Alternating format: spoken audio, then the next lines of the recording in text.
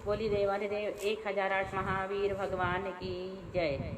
संत शिरोमणि आचार्य गुरुवर श्री विद्यासागर जी मुनि महाराज की जय। परम पूज्य 108 मुनिवर श्री प्रज्ञासागर जी महाराज की जय। द्वादशांगिन वाणी माता की जय। अहिंसामय विश्व धर्म की जय। आज से हम आपको प्रथमान योग का अध्ययन कराएंगे, क्योंकि अभी तक आपने कठिन कठिन विषयों के बारे में बहुत सुना। करणान योग एक तरह से चने चबाने के समान है।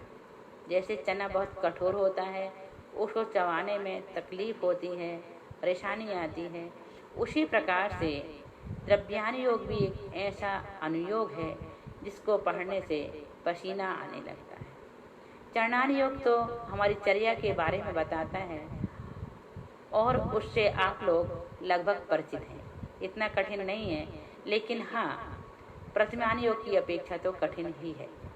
आज से हम आपको प्रथमान योग के बारे में जो सबसे सरल, सबसे अच्छा और वैराग्य बढ़ाने वाला है, ऐसे अनुयोग के बारे में बताएंगे।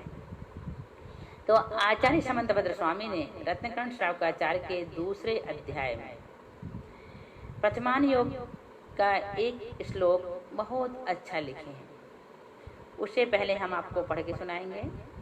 प्रथमान योगमर्थख्यानं चरितं पुराणमपि पुण्यं बोधि समाधि निधानं बोधति बोधा समीचीनः।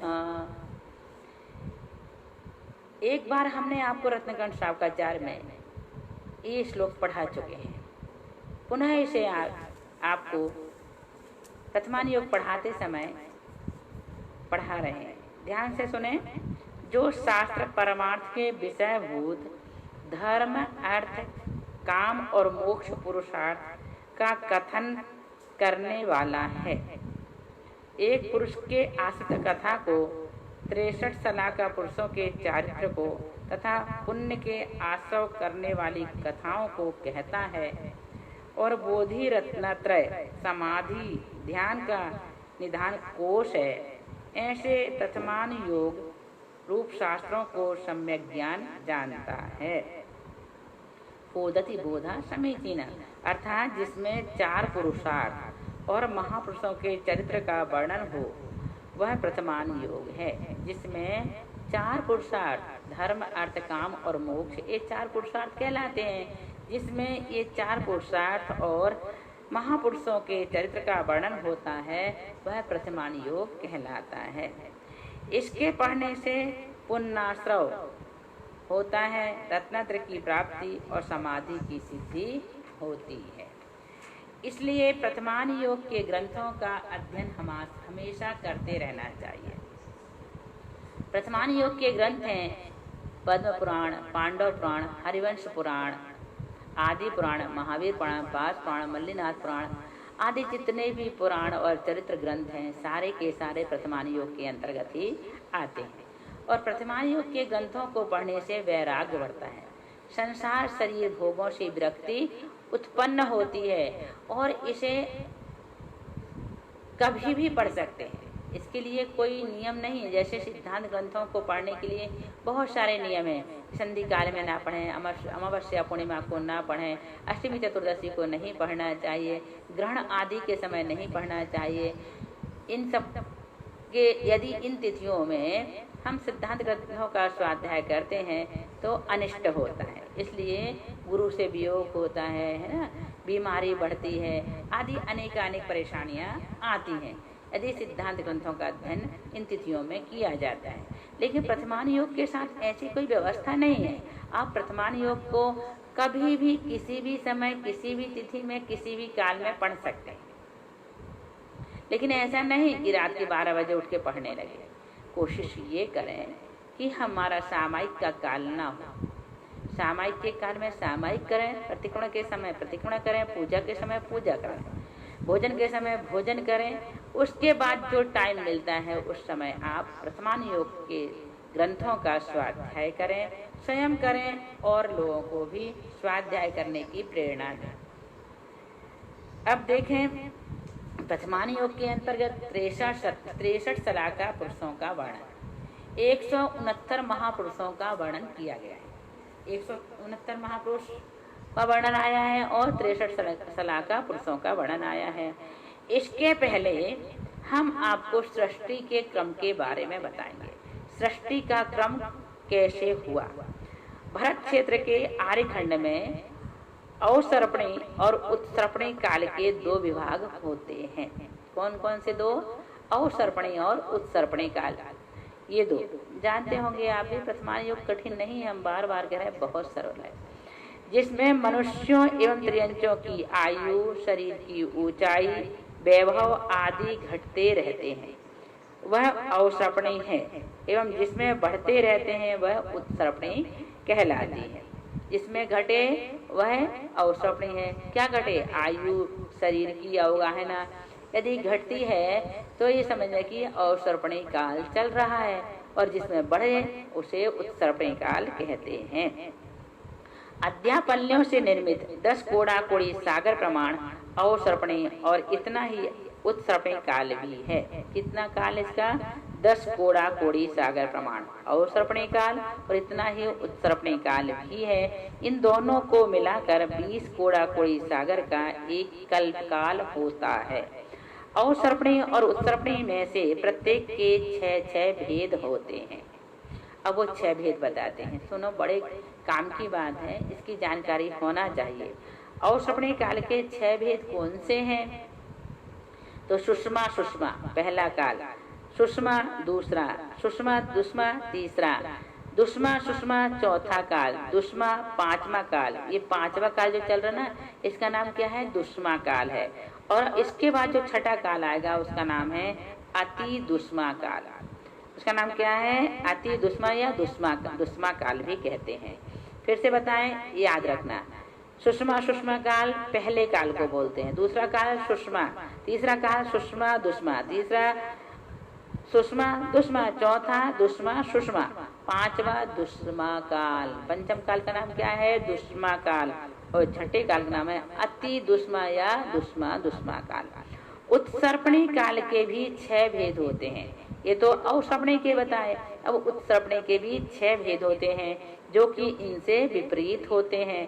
जैसे दुष्मा दुष्मा, फिर दुष्मा, फिर दुष्मा सुषमा, सुषमा दुष्मा, सुषमा और सुषमा सुषमा। समा मीन्स काल के विभाग को कहते हैं, तथा सु और दुर उपसर्ग क्रम में अच्छे और बुरे अर्थ में होने के व्याकरण होने से क्या होता है? व्याकरण से निष्पन्न ए सुषमा दुष्मा शब्द अच्छे और बुरे काल के वाचक है। सभी लोग जानते हैं, दु मीन्स बुरा, सु मीन्स अच्छा, है ना। तो ये दोनों ही भेद काल चक्र के परिभ्रमण से सतत कृष्ण पक्ष और शुक्ल पक्ष की तरह घूमते रहते हैं। जैसे पहले कृष्ण पक्ष आएगा महीने की शुरुआत में, फिर शुक्ल आएगा, फिर कृष्ण आएगा, फिर शुक्ल आएगा, ऐसे घूमता रहता ना, ऐसे ही एक काल भी होते हैं। अवसर्पणी के बाद उत्सर्पणी और उत्सर्पणी के बाद अवसर्पणी, ऐसे क्रम से बदलते रहते हैं। इनमें से प्रथम सुषमा सुषमा काल 4 कोड़ा कोड़ी सागर का है। कौन सा? सुषमा सुषमा काल का टाइम कितना है? 4 कोड़ा कोड़ी सागर। द्वितीय सुषमा काल 3 कोड़ा कोड़ी सागर। तृतीय काल जो है वो 2 कोड़ा कोड़ी सागर। फिर चतुर्थ काल 42,000 वर्ष कम 1 कोड़ा कोड़ी सागर। पंचम काल 21,000 वर्ष का है। अभी कौन सा काल चल रहा है? दुष्मा। कितना टाइम इसका? 21,000 वर्ष का है। और 6ठा काल 21,000 वर्ष का है। 5वां 21,000 का है और ये भी 21,000 वर्ष का है। 2,500 वर्ष निकल चुके हैं, कुछ ज्यादा इसमें। तो कितना बचेगा? 21,000 में से 2,500 कम कर दो, कितना बचेगा? 18,500 वर्ष। इसलिए अभी लोग कहते हैं प्रलय आएगा, आंधी आएगी, तूफान आएगा, भूकंप आएगा, चक्रवात आएगा, सुनामी आएगी, प्रलय हो जाएगा, लोग पूरा का पूरा प्रलय के कारण से सारा संसार जलमग्न हो जाएगा। अभी कुछ भी नहीं होगा। जहाँ अत्याचार हो रहा है, जहाँ जीवों पर करुणा नहीं की जा रही है, जीवों को सताया जा रहा है, वहाँ ही अकाल आएगा, वहाँ ही परेशानी आएगी। वहाँ ही प्रलय आएगा। जहाँ धर्म होता है, जहाँ लोग सात्विकता से जिंदगी जीते हैं, जहाँ अहिंसा धर्म का पालन होता है, वहाँ पर इस प्रकार का कोई प्रलय नहीं आएगा। कब तक? अभी बहुत टाइम बाकी है, 21,000 वर्ष बीतने में, सिर्फ 2,500 वर्ष ही निकले हैं, इसलिए घबराना नहीं। लंबा समय है, लंबा समय को बिताने में अभी आपको कई जन्म लेने पड़ेंगे, तब कहीं जाकर के 18,500 वर्ष पूर्ण होंगे। इसलिए अच्छे कर्म करें ताकि हम अब मध्यलोक में आए ही ना, हम तो ऊर्ध्वलोक यानी स्वर्ग में ही जन्म लें। मोक्ष तो संभव नहीं है, मोक्ष में तो कोई जा नहीं सकता, क्योंकि हमारा इतना सहना नहीं है, और पंचम काल में मोक्ष होता भी नहीं है। चाहे कितनी भी कठोर तपस्या क्यों ना कर लें, मोक्ष किसी के लिए संभव नहीं है, न स्त्रियों के लिए और ना ही पुरुषों के लिए, किसी के लिए भी संभव नहीं है पंचम काल में, छठे काल में। तो यहाँ अब तो स्वर्ग ही जाना है, तो स्वर्ग जाने के लिए भी तो हमें पुण्य वैसा करना होगा, है ना। कम से कम प्रतिमाओं का व्रत तो लेने ही होंगे। तो इस प्रकार से यदि पंचम काल के दुखों से बचना है, छठे काल में जन्म नहीं लेना है, तो मुनि महाराज बन करके, आरिका माता जी बन करके, श्रावक के व्रतों को धारण करके अपनी साधना को बढ़ाएं और स्वर्ग में जाकर के सुखों को भोगें और यहाँ के दुखों से बचें। आ गया समझ में? इसके बाद देखो, इनमें से प्रथम सुषमा, सुषमा काल 4 कोड़ा कोड़ी का है, 3 का है, तृतीय 2 कोड़ा कोड़ी सागर का है, फिर चतुर्थ काल का टाइम थोड़ा हटके है। देखो कैसा है, 42,000 वर्ष कम 1 कोड़ा कोड़ी सागर, 42,000 वर्ष कम 1 कोड़ा कोड़ी सागर का चतुर्थ काल है। पंचम काल 21,000 का और छठा काल भी 21,000 वर्ष का है। अब छठ काल परिवर्तन किस प्रकार से होता है? प्रथम काल सुषमा दुष्मा, सुषमा सुषमा काल में भूमि, रज, धूम, अग्नि, हिम, कंटक आदि से रहित एवं शंख, बिच्छू, चींटी, मक्खी आदि विकलत्रय जीवों से रहित होती है। कौन से काल में? प्रथम काल में, जिसका नाम सुषमा सुषमा काल है। उस काल में पृथ्वी या भूमि, रज यानी धूल, धूम, अग्नि, हिम यानी बर्फ, कंटक आदि से रहित एवं शंख, बिच्छू, चींटी, मक्खी आदि विकलत्रय जीवों से रहित होती है। प्रथम काल यानी सुषमा सुषमा काल में ये सब नहीं होते। दिव्य बालू, मधुर गंध से युक्त मिट्टी और पंचवर्ण वाले 4 अंगुल ऊंचे तृण होते हैं। वहाँ वृक्ष समूह, कमल आदि से युक्त निर्मल जल से परिपूर्ण बापियां, उन्नत पर्वत, उत्तम उत्तम प्रासाद, इंद्रनील मणि आदि से सहित पृथ्वी एवं मणिमय बालू से शोभित उत्तम उत्तम नदियां होती हैं।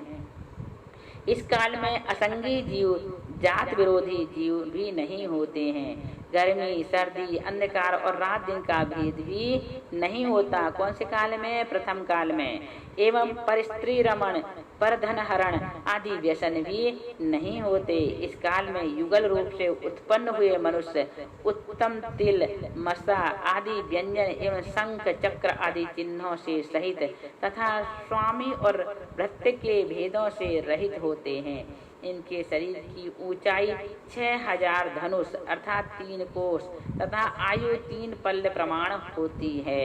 यहाँ के प्रत्येक स्त्री पुरुषों के पृष्ठभाग में 256 हड्डियां होती हैं। इनके शरीर मलमूत्र पसीने से रहित, सुगंध निश्वास से सहित, तपे हुए स्वर्ण सदृश वर्ण वाले, समचतुरस्र संस्थान और वज्रसभ नारा सहनन से युक्त होते हैं।